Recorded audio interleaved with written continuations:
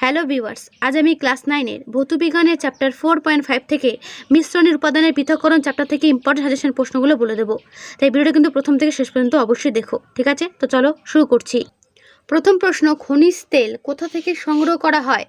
তোমরা নিশ্চয়ই জানো খনিজ তেল সংগ্রহ করা হয় মাটির নিচ থেকে। তারপরে প্রশ্ন, চিনির দ্রবণ থেকে মিশ্রি তৈরি করা হয় কোন পদ্ধতিতে? ভেরি ভেরি ইম্পর্টেন্ট, উত্তর কেলাসন পদ্ধতিতে। ঠিক আছে, কেলাসন পদ্ধতিতে কি করা হয়? চিনির দ্রবণ থেকে মিশ্রি তৈরি করা হয়। তারপরে প্রশ্ন, একটি সমসত্ব মিশ্রণের উদাহরণ দাও। একটি সমসত্ব মিশ্র উদাহরণ কী হবে? চিনির জলীয় দ্রবণ। ঠিক আছে, রান্নার গ্যাসের উৎস কি? রান্নার গ্যাসের উৎস হচ্ছে পেট্রোলিয়াম গ্যাস। ওকে, তারপরে প্রশ্ন, মিশ্রণ ও যৌগের মধ্যে কোনটির উপাদানগুলোকে সহজে পৃথক করা যায়? উত্তর কি? উত্তর হচ্ছে মিশ্রণের উপাদানগুলোকে সহজে পৃথক করা যায়। অর্থাৎ প্রশ্নটা হলো, মিশ্রণ ও যৌগের মধ্যে কোনোটির উপাদানগুলিকে সহজে পৃথক করা যায়? আর জিজ্ঞাসা করছে, উত্তর কী হবে? হ্যাঁ, মিশ্রণ উপাদানগুলোকে সহজেই পৃথক করা যায়। তারপরে প্রশ্ন, পেট্রোলিয়ামের আংশিক পাতন থেকে প্রাপ্ত একটি কঠিন পদার্থের নাম লেখো। উত্তর কী হবে? উত্তর হবে প্যারাফিন। ওকে, এরপরে প্রশ্ন, পেট্রোলিয়ামের পরিশোধনে সবচেয়ে কম তাপমাত্রায় কি পাওয়া যায়?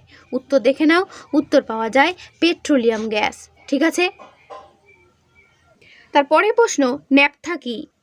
দেখে না উত্তর, পেট্রোলিয়ামের আংশিক পতনে প্রায় 120 ডিগ্রি সেলসিয়াস উষ্ণতায় প্রাপ্ত 7 থেকে 14 কার্বন পরমাণু বিশিষ্ট পতিত অংশকে ন্যাপথা বলা হয়। ঠিক আছে, এই প্রশ্নগুলো কিন্তু খুবই গুরুত্বপূর্ণ প্রশ্ন। এখন থেকে প্রশ্নগুলো পড়তে শুরু করে দাও। ঠিক আছে, তোমাদের 3rd ইউনিটের সিলেবাসে কিন্তু এই অধ্যায়টা রয়েছে, তাই প্রত্যেকে কিন্তু প্রশ্নগুলো ভালো করে তৈরি করবে। তারপরে প্রশ্ন, উপস্থিত কার্বন পরমাণু সংখ্যার বিচারে ঊর্ধ্বক্রমে সাজাও। Diesel oil, fuel oil, petroleum gas, lubricating.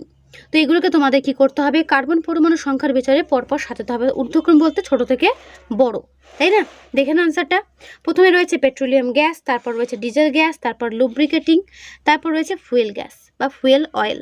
ঠিক আছে, তারপরে প্রশ্ন, কোন পদ্ধতিতে পেট্রোলিয়াম পরিশোধন করা হয়? উত্তর দেখে নাও, আংশিক পাতন পদ্ধতিতে। তারপরে প্রশ্ন, ডিজেল কোথা থেকে পাওয়া যায়? উত্তর দেখে নাও, খনিজ তেল বা পেট্রোলিয়াম থেকে ডিজেল পাওয়া যায়। তারপরে প্রশ্ন, পেট্রোলিয়ামের পরিশোধনে অবশেষ রূপে কি পাওয়া যায়? উত্তর দেখে নাও, অ্যাসফল্ট বা পিচ। তারপরে প্রশ্ন, পেট্রোলিয়ামের পরিশোধনে অবশেষ রূপে প্রাপ্ত পদার্থটির একটি ব্যবহার উল্লেখ করো। দেখে নাও, রাস্তা তৈরিতে, কালো রং প্রস্তুতিতে।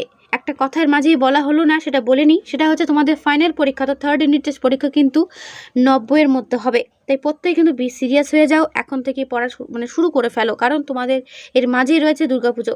দুর্গাপুজোতে কিন্তু অনেকটা দিনই অনেকেরই কিন্তু পড়াশোনা থেকে ডিটাচ থাকা হয়, অর্থাৎ পড়াশোনা কিন্তু সেরকম একটা হয় না। তাই প্রত্যেকেরই বলবো, এখন থেকে সিলেবাসটা শেষ করে ফেলো, যাতে করে পুজোর আগে একবার করেও কী করতে পারো, সেগুলো রিভিশন করতে পারো। রিভিশন যাতে করা হয় প্রত্যেকেরই, সেটাই চেষ্টা করবে। ঠিক আছে, তাই এখন থেকে যে সমস্ত প্রশ্নগুলো দেওয়া হচ্ছে সেগুলো করে ফেলো। ওকে, তারপরে প্রশ্ন, বালি ও নিশাদলের মিশ্রণ আলাদা করতে কোন পদ্ধতির ব্যবহার করবে? উত্তর হচ্ছে ঊর্ধ্বপাতন পদ্ধতি। তারপরে প্রশ্ন, দুটি ভিন্ন বর্ণের পেনের কালি জলে মিশ্রিত থাকলে কোন পদ্ধতিতে এদের পৃথক করবে? উত্তর পেপার ক্রোমাটোগ্রাফি পদ্ধতি। এই যে পদ্ধতিগুলো নামগুলো কিন্তু গুরুত্বপূর্ণ রয়েছে, এগুলো ভালো করে মনে রাখবে। তারপরে প্রশ্ন, পাতন পদ্ধতিতে গ্রাহক পাত্রে জমা হওয়ার পদার্থকে কি বলে? উত্তর পাতিত দ্রব্য বলে।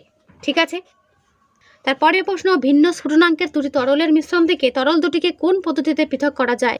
উত্তর আংশিক পাতন পদ্ধতিতে। জল ও পারদের মিশ্রণকে কোন পদ্ধতিতে পৃথক করা যায়? ট্রিপল স্টার প্রশ্নটি, জল ও পারদের মিশ্রণকে কোন পদ্ধতিতে পৃথক করা হয়? উত্তর বিওজি ফানেলের মাধ্যমে বা সাহায্যে। ঠিক আছে, তারপরে প্রশ্ন, কেরোসিন ও জলের মিশ্রণকে তাপ প্রয়োগ না করে কোন যন্ত্র দ্বারা পৃথক করা যায়? এক্ষেত্রে এর উত্তর বিওজি ফানেল দ্বারা। তারপরে প্রশ্ন, অ্যাজিওট্রপিক মিশ্রণের উদাহরণ দাও। অ্যান্সার দেখে নাও, 95.6% ইথাইল অ্যালকোহল ও 4.4% জলের মিশ্রণ আয়তন হিসেবে।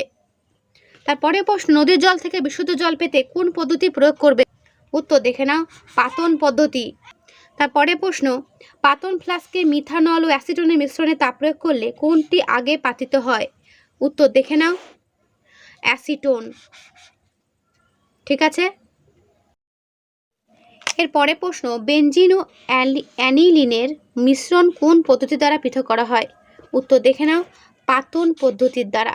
ঠিক আছে, বেনজিন ও অ্যানিলিনের মিশ্রণ। তার পরের প্রশ্ন, কী ধরনের মিশ্রণ থেকে উপাদানগুলোকে আলাদা করার জন্য বিওজি ফানেল ব্যবহার করা হয়? আসতে পারে প্রশ্নটি, ঘুরিয়ে দেওয়া আছে। অ্যান্সার কী হবে? ভিন্ন ঘনত্বের অমিশ্র তরলের মিশ্রণ থেকে উপাদানগুলোকে আলাদা করার জন্য। ঠিক আছে, তারপরের প্রশ্ন, কাছাকাছি স্ফুটনাঙ্ক বিশিষ্ট দুটি তরলের সমসত্ব মিশ্রণ থেকে উপাদানগুলোকে কোন পদ্ধতিতে পৃথক করবে? দেখো, এই পৃথক করার পদ্ধতিগুলোই কিন্তু এই চ্যাপ্টারের মেন আর কি প্রশ্ন। তো এই পদ্ধতিগুলো কিন্তু প্রত্যেকটা ভালো করে মুখস্থ করবে আংশিক পাতন পদ্ধতিতে। ঠিক আছে, তারপরের প্রশ্ন, জল ও সর্ষের তেল কি দিয়ে পৃথক করা যায়? উত্তর দেখে নাও। জল ও সর্ষের তেলের মিশ্রণ সেপারেটরি ফানেলের দ্বারা পৃথক করা হয়। মনে রাখবে, সেপারেটরি ফানেলের দ্বারা জল ও সর্ষের তেলের মিশ্রণ পৃথক করা হয়।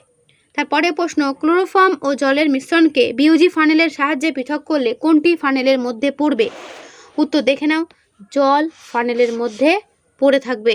ঠিক আছে, তারপরে প্রশ্ন, অ্যাজিওট্রোপ মিশ্রণকে কোন পদ্ধতিতে পৃথক করা যায়? দেখে নাও, অ্যাজিওট্রোপ মিশ্রণকে অ্যাজিওট্রপিক পাতন পদ্ধতিতে পৃথক করা যায়। ওকে, এরপরে বড় প্রশ্ন দেখো 2 নম্বরে, সমসত্ব মিশ্রণ অসমসত্ব মিশ্রণ বলতে কি বোঝো? সংজ্ঞা সহ তোমাদের দেখানো হলো, তোমরা কিন্তু অবশ্যই খাতায় নোট করে রাখবে। পেট্রোলিয়ামকে তরল সোনা বলা হয় কেন? ভেরি ভেরি ইম্পর্টেন্ট, করবে। আংশিক পাতন পদ্ধতি ও বিওজি ফানেল দ্বারা পৃথককরণ পদ্ধতির মধ্যে পার্থক্য? ভেরি ভেরি ইম্পর্টেন্ট, করবে। তো এই পার্থক্যটা এই পর্যন্ত শেষ হলো। পাতন ও আংশিক পাতনের মধ্যে পার্থক্য। প্রেসার কুকারের কার্যনীতি অথবা প্রেসার কুকারে অল্প সময় রান্না হয় কি কেন?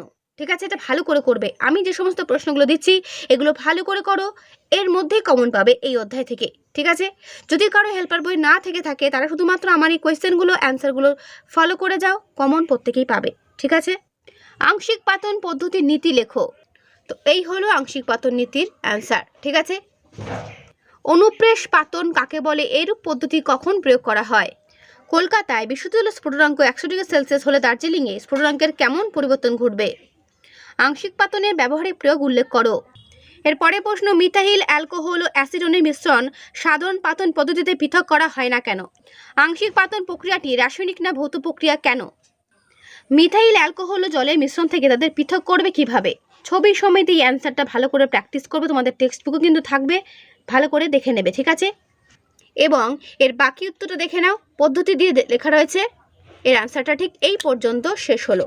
ওকে, তো তোমাদের মিশ্রণের উপাদানের পৃথককরণ চ্যাপ্টার থেকে এই হলো সাজেশন প্রশ্ন, এগুলো ভালো করে পড়ো, এখান থেকে কমন পাবে। ওকে, তো আজকের ভিডিওটা আমি এখানেই শেষ করছি, দেখা হবে নেক্সট ভিডিওতে। ভালো থেকো সবাই, আর হ্যাঁ, প্রত্যেকেই ভালো করে পড়ো। ওকে।